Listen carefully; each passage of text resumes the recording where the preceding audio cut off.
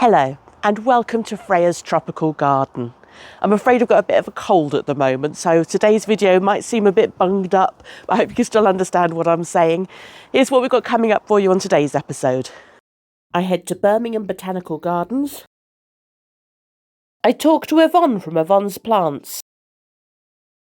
And it's time for my latest competition. But first, here's how my garden's changed since the last episode. So far, October has brought more of this mixed weather of warm spells, downpours, and occasional cold dips.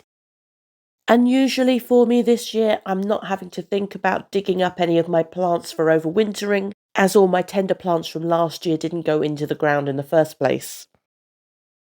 But those lovely autumnal colours are starting to come through in the leaves now, including the beautiful red of the Virginia creeper, and the golden yellow colour of the leaves on the ginkgo tree, as well as those on the magnolia. We have had some light frost, although not a lot yet. It's still been enough to cause damage to some of the leaves, such as the Paulownia, which rather than turning a glorious golden colour, is just showing brown patches on the leaves as they die back. And the vibrant red-purple colour of the Persicaria red dragon starts to fade to a dull green before the leaves die back for winter. Although not as vibrant, it certainly still looks beautiful in terms of colour contrast. The large leaves of my Gunnera have started to collapse down to the ground now. At this point, this may be where you want to cut them off and use them to protect your Gunnera over winter. But in South Hampshire, I have never needed to protect mine. But while many plants are dying back for winter at the moment, there are some, like this acacia, which are already starting to produce their buds ready for spring flowering. Camellias too are already starting to produce their flower buds, as are the magnolias. And even though these plants won't be flowering for many months, it's just that reminder that spring is just round the corner. So at this time of year, the main jobs that need doing in the garden are collecting seeds, and I'll put a link in the description to my previous video on seed collecting, and taking cuttings of plants as backups for those that may not make it through the winter months. Again, I'll put a link in the description to my video on taking cuttings. I have now brought indoors a few of my houseplants that I put outside for the summer months, particularly the smaller ones and the ones that may have been more vulnerable to all the rain we've been getting. But there are still many more tender plants outside that I haven't needed to bring in yet. Plants that hopefully will be able to stay out at least for another few weeks, including my Alocasia gaggiana, for which 2 of its pups have survived winter in the ground, so I'll move this into my frost-free grow tent later.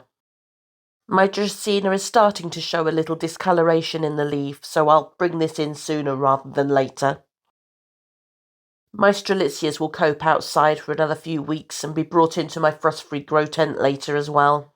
At this time of year, it's easy to panic and start bringing in your plants a bit too early, which not only does that deprive the plant of more weeks of natural sunlight, but in the case of Ensete bananas, if you're going to dry store, the later you leave it, the shorter the period of dormancy, the better the chance they've got of survival. There's also no rush to bring in the Persian shield, which can tolerate light frosts, although I have already taken cuttings as a backup. And there are still several plants flowering in the garden, including the toad lily. This has been a new plant for me this year, with these beautiful, unusual spotted flowers. And it's been flowering constantly since midsummer. Although the flowers are quite small, this would look lovely in a larger clump. I've also got the first flowers on my Hedychium greenii. I bought this last year from Connie Venus, who I interviewed, and this is another plant that later I'll move into my frost-free grow tent for winter. My Hedychium densiflorum's also flowering now. This is one that I haven't actually dug up from my garden yet, and the ones that I did dig up look like they're not going to flower this year. And in fact, a lot of my plants haven't flowered well this year due to me digging them up preparing for the move. But on this plant at least I've still got plenty more flowers coming through. And this Adichum, which I did dig up, is also producing a flower, which I'm really pleased about because I do love this when it flowers. I think my Korea Marian's Marvel is becoming my favourite plant for winter. It maintains these beautiful, delicate flowers the whole way through the winter months, right through into spring. So if you live in one of the warmer areas of the UK and you're looking for some winter interest, you can't go wrong with this plant. My salvias are another plant that struggled this year. My Salvia amistad is now finally producing its first flower. But normally at this time of year, I'd have masses of these growing on the plant. However, as well as the stress of being dug up, I also haven't been fertilising my plants as much this year, due to how time-consuming digging up the garden has been. But even when factoring in lack of food, the plants that have remained in the ground are still flowering a lot better than the plants that have been dug up. I also haven't kept on top of my deadheading this year, which does limit the amount of flowers the plant will produce. However, I've got an abundance of seeds now. My Begonia Santa Cruz was dug up and then replanted once we established that I wasn't going to be moving just yet. So the flowering on this plant has also been affected.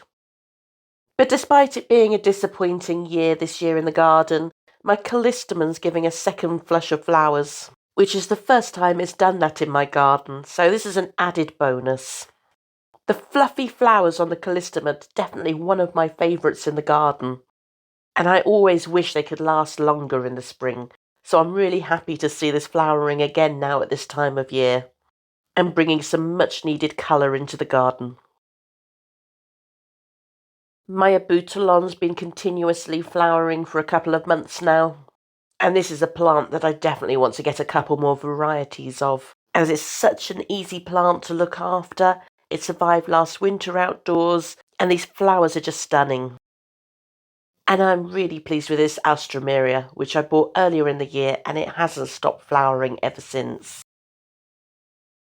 My Dahlia Twining Smarty is continuing to put out just white flowers. I've only had one which had a pink petal this year, while the Cafe au Lait looks absolutely splendid with these large dark pink striped flowers. And this dahlia is the Bishop of Oxford. This is a new variety for me this year, and although I've only got one flower at the moment, it is an absolute beauty. Although I was talking to a local gardener called Stephen recently, who grows his dahlias sitting in water throughout the summer months. And as you can see, they are absolutely huge and flowering really well. In addition, he said he gives them a weekly feed, and once a month lets the water drain through the soil to remove impurities. So a lot of my attention's turned to growing seeds at the moment, such as the sable palmetto, Washingtonia filifera, and Washingtonia robusta, Xanthorrhea, otherwise known as the grass tree. My Hibiscus coccineus has started growing much taller. I'm growing Yucca filifera, Yucca rigida, Yucca whipplei, Yucca rostrata, Cordyline australis, pink guava, and a tree lupin.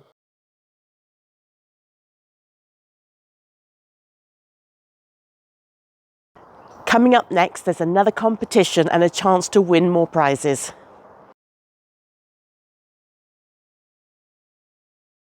It's competition time again, and this time I'm giving away seeds of Canna patens. Canna patens is a really easy plant to grow from seed and continuously produces flowers from spring through to autumn. I now have an abundance of seeds which I've collected, and so there's going to be 10 prizes to win these seeds in this competition. That's more prizes than I normally have people entering my competitions, so please do enter because you've got a really good chance of winning. As always, it's free to enter, and the competition's open to anyone who's living in the UK. In addition to the 10 winners of the Canna paten seeds, I've also got this pink variety of canna that has a few seeds available on it at the moment, The first person drawn as a winner will also get these seeds as well. So if you want to enter, all you need to do is comment on this video and confirm that you live in the UK.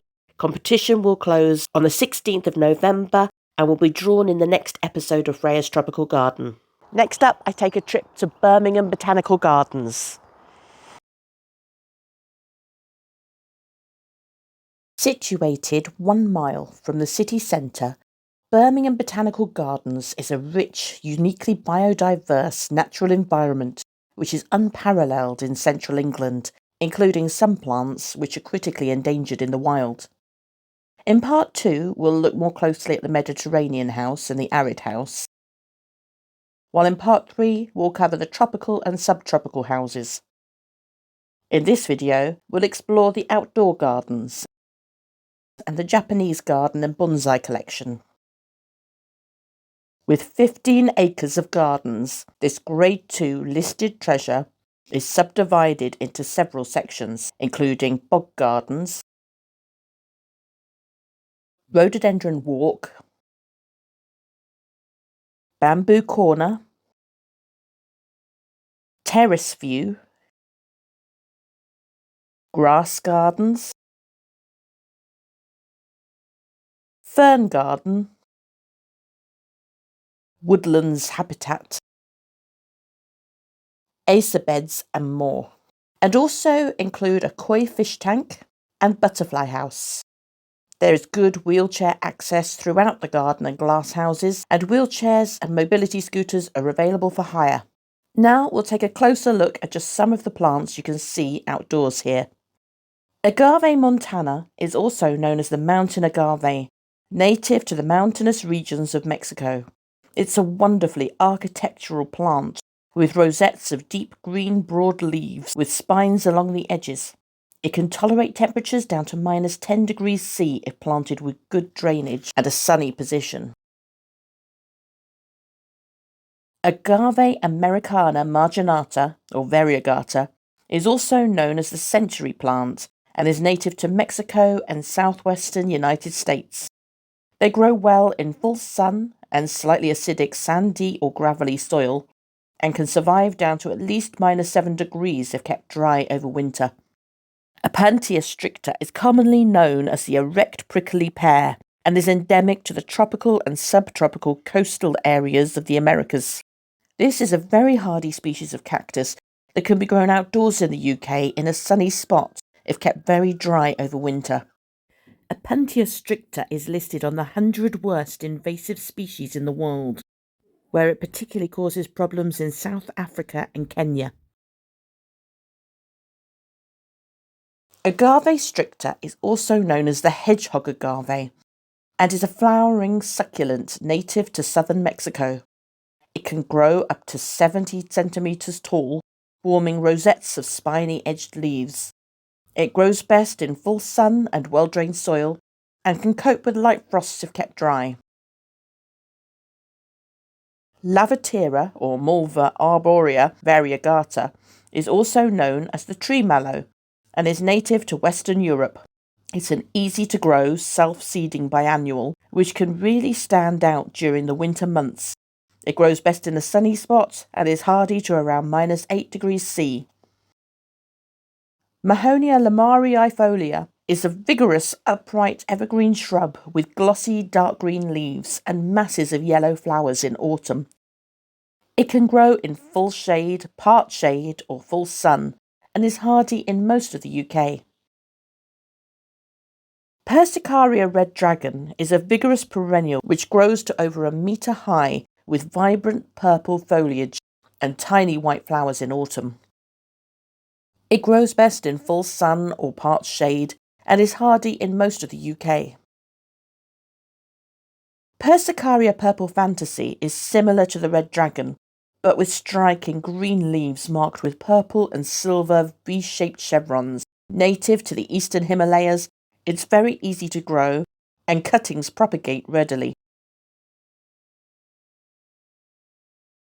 Magnolia liliiflora nigra is commonly known as the black lily magnolia and is a compact deciduous shrub with dark purple tulip-like flowers. It prefers acidic to neutral soil and full sun or partial shade, and is hardy throughout the UK.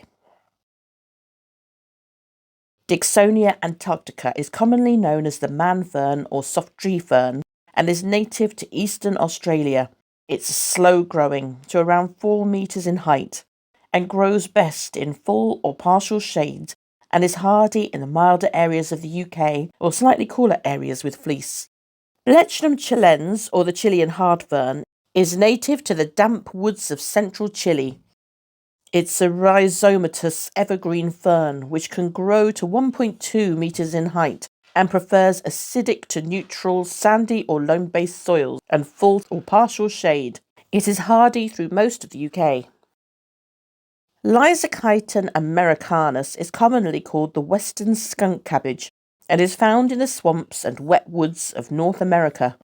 In the UK, it's considered an invasive species. Once established, it's difficult to remove due to deep tubers and roots. Wallamia nobilis is a carnivorous tree related to the monkey puzzle. Thought to be extinct until 1994, is critically endangered in its natural habitat. It can grow to more than 12 metres tall, preferring clay or loam-based soils and full or partial shade, and is hardy in most of the UK. Euphorbia griffithii fireglow is a stunning plant with red-tinged leaves and showy orange flowers in early summer. It is a hardy, drought-resistant perennial which grows best in partial shade in clay or loam-based soil. Brahia amata, or the Mexican blue palm, is a beautiful palm tree with big blue fan-shaped leaves, native to California and Mexico. It's drought-tolerant and can grow in partial shade or full sun, and is hardy down to around -10°C. Phormium Maori chief is a New Zealand flax which grows to about 6 foot high with scarlet, crimson and bronze variegation. It grows well in most soil types and in full sun or partial shade and is hardy in most of the UK. Phormium golden ray is a stunning clump-forming perennial with yellow stripes down the edges of the leaves, similar to the Maori chief in terms of its preferred growing conditions. It's a colourful plant which can create a strong architectural presence and grows well in containers. Fargesia robusta Wolong is a clumping bamboo with larger leaves than the standard robusta variety, making it one of the only non-invasive large-leaf bamboos which can be grown in the UK. It grows best in shade or part shade and in clay or loam-based soil and is hardy down to around -18°C. Philostachys violescens is a bamboo with a spreading root system, often grown for the unusual dark violet colour of its new culms. Native to southern China, it prefers full sun or light shade and can tolerate temperatures of -18°C. The Japanese garden was redesigned in 2004 to resemble a courtyard garden in Japan called a tsuboniwa. Since 1993, Birmingham Botanical Gardens has housed multiple bonsai trees in partnership with the Friends of the National Bonsai Collection. Curtomium fortunei is also known as Fortune's holly fern, and it is a semi-evergreen fern growing to around 1.5 metres tall. Native to forests throughout Asia, this holly-like fern is now naturalised in Europe. It grows well in full or part shade and is hardy in milder areas of the UK. Farfugium japonicum aureomaculatum is also known as the leopard plant and is a perennial with large, glossy, kidney-shaped leaves with yellow spots, native to East Asia. It grows best in moist soil in partial shade and is hardy in milder areas of the UK. Ginkgo biloba Beijing Gold is a variety of ginkgo with leaves opening in golden yellow colour in spring, darkening to green with a white stripe mid to late summer. Like other ginkgos, it prefers full sun or partial shade and is hardy throughout the UK. Camellia japonica Adolphe Addison is a beautiful camellia with pinky red semi-double flowers 10 centimetres in width. It's an old French variety, prized for its reliability. Camellias grow best in acidic to neutral soils, in full or partial shade, and are hardy in most of the UK.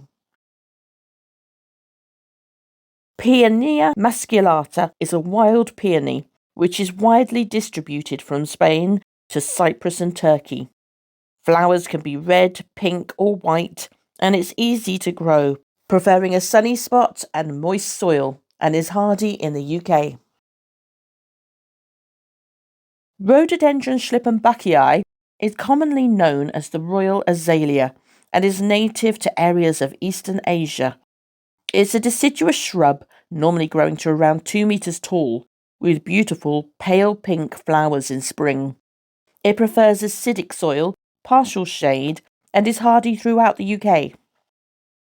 Loropetalum viridans is commonly known as Chinese witch hazel and is native to China, Japan and the Himalayas. It is an evergreen shrub with deep reddish-purple leaves and bright pink flowers in early spring. It grows best in full or partial sun and is hardy in most of the UK. Rhododendron indicum, or the Satsuki azalea, is a type of azalea extensively cultivated and hybridized by the Japanese. They're commonly used for bonsai and will withstand extensive pruning. They prefer a sunny spot with some shade in the hottest time of day. It will need protecting below -5 degrees C. Larix sibirica, crossed with Larix kempferi, is a hybrid Siberian and Japanese larch, deciduous coniferous trees. The short, compact needles of the Japanese larch look stunning in bonsai. It needs a lot of water, but should be watered before it dries out, but not when it's saturated. If pruned, it will need shade from the brightest sun.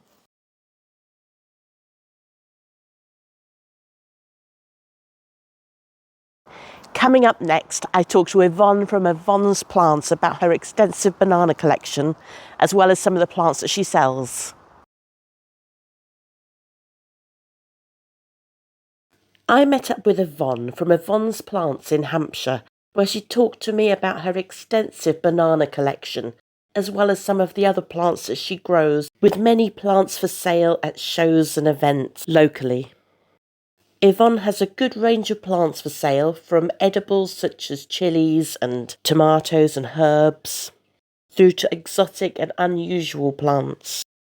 Talking to Yvonne, it's very clear that she places a great importance on the quality of her product, ensuring all her plants are strong and healthy before they go out for sale, to give the best possible chance of survival for the buyer. I started growing bananas probably a good 6 years ago now, when I was at a market, and I remember having a customer who I knew, I'd been talking to them for a number of years, and I'd said to them, I grow pretty much anything that you can grow to eat. And then said to me, I bet you can't grow bananas. And I kind of took it as a bit of a challenge to see, can I grow bananas? And as long as you accept the fact that you're not going to be able to grow a banana that you can eat in this country, then yes, you can do. And I started with some of the simple varieties like Ensete Morellii that you can pick up in practically every garden centre. And it just kind of snowballed, and I'm now up to, I think my latest check on the list was I'm at 57 varieties now. They're not all ones that I sell. In terms of what I sell, I probably have anywhere between 15 and 20 different varieties available at any one time. All of them have got their own unique little traits about them that I like. The yellow Papua I like because it's just, you don't very often see any with markings that are quite so pronounced. There's just so many different beautiful things about each of the different varieties. This one I like because although you've got some variegation on the top of the leaf, I think it looks better from underneath because it gives a much more bronze colour to it. And I just think things like that look great.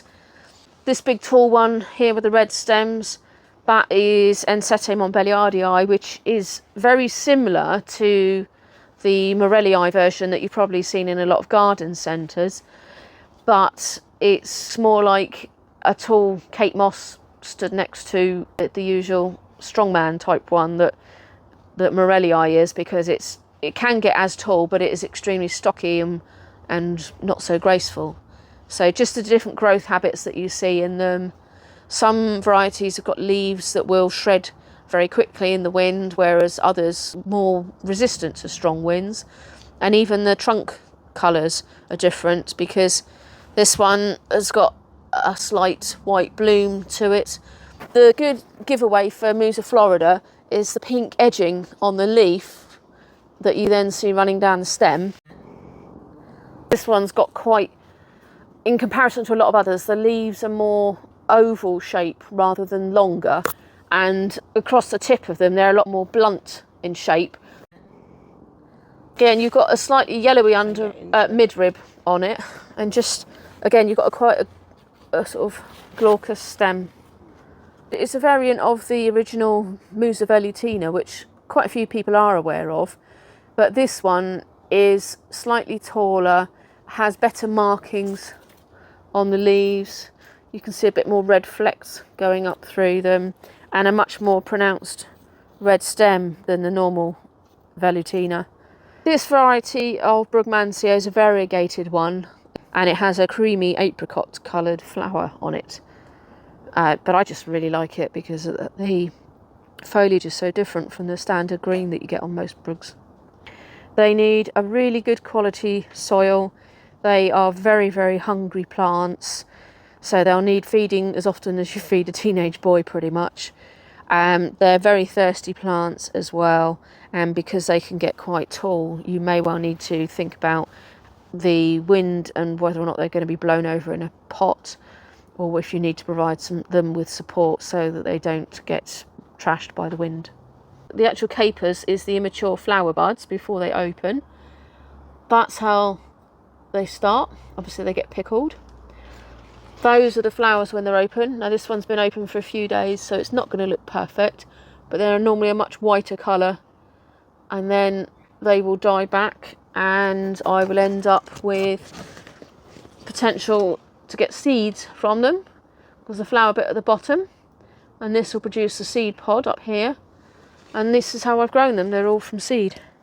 With the olives in this country, you are best to consider them as an ornamental plant rather than looking at them as a source for olives to go with your salads and martinis. Although they do produce olives that you can see on there, they'll be small in number and small in size. They're better grown in pots over here than in the ground because you've got better drainage. They don't mind our climate. They are fully hardy. You don't have to protect them over winter. If you have them outside, you can either leave them in situ or you can move the pots to a slightly more sheltered position so they're out of the worst of the wind. You don't need to wrap them at all. They're very hardy. You've got new foliage, which always shows as being a much lighter colour on it than the dark foliage. You can either allow them to just grow at will, or if you want to keep them quite compact. And you can see that I've pinched it out here, and I'll allow it to then put out several, because they always branch out from the leaf stems. And then once it's got several leaf joints, I'll pinch it out again, which you can see I've done here. And again, it will branch out. So I pinched it out yet again, and it will branch out further. And what that ultimately does is it makes it have a very, very dense head on the tree. So they'll produce flowers and then fruit at all different stages of the year, hence why you've got some tiny baby fruit, some bigger fruit, and then in the middle here we've got some yellow ones that are almost ready to eat. The yellow fruit won't be ready to eat just yet, and it's the cold that you get over winter here that will actually make the fruit turn yellow. This is a variety called Chinotto. It's used in a lot of Italian drinks. There's a particular one that is called Chinotto. It's also known as the myrtle leaf one because the leaves are very small and similar to myrtle. Bergamos, and these are some of the fruit on them. So it's kind of a bit like a lemon. Bergamos are used in Earl Grey tea, I believe. These are calamondins. You've got variegated foliage, and also on the immature fruit there is a certain amount of stripiness on them. So those are variegated calamondins compared to the plant next to it, which is just an ordinary calamondin. Fruit tastes very similar. I can't remember exactly which ones they are hybrids of, because you often get it whereby this fruit is a hybrid of an orange crossed with this type of lemon and so on. People can buy plants off of me primarily by getting hold of me at farmers markets, garden shows, chili festivals and other events.